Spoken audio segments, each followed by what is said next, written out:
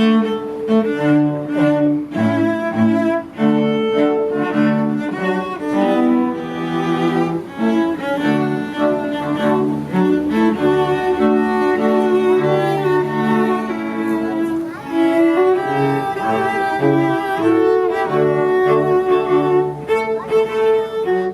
et bienvenue pour cette première commémoration de l'appel du 18 juin 1940.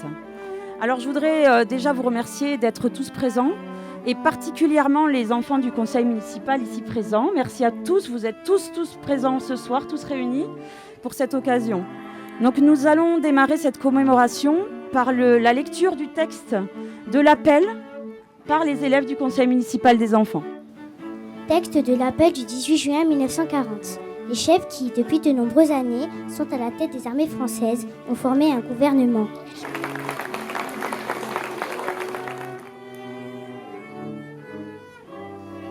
Nous sommes ici pour témoigner devant l'histoire que de 1939 à 1945, ses fils ont lutté pour que la France vive libre.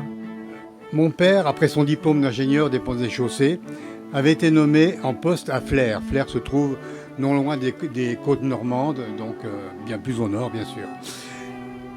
Il avait été contacté par un de ses anciens amis de l'armée de l'air qui lui demanda de lui fournir des renseignements sur les positions des défenses allemandes, des batteries antiaériennes, des centraux téléphoniques et des constructions de blocos sur la côte.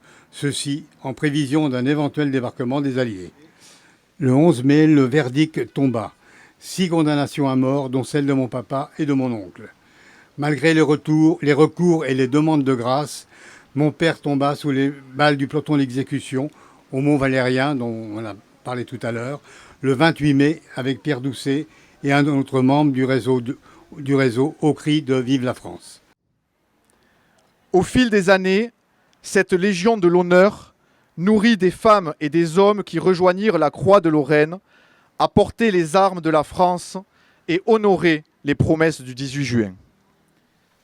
Les enfants, ce nom doit résonner. Ce Toulousien est né en 1913. Il habitait Toulouse, dans cette maison, qui est aujourd'hui, comme vous le disiez, Monsieur Espard, le cœur social et solidaire de notre ville. Et les enfants, vous ne devez plus jamais regarder cette maison comme avant. Nous, adultes, notre regard ne doit pas se détourner de l'histoire.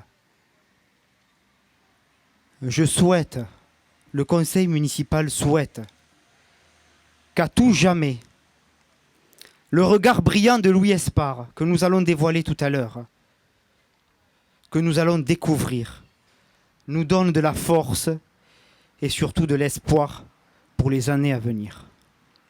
Merci.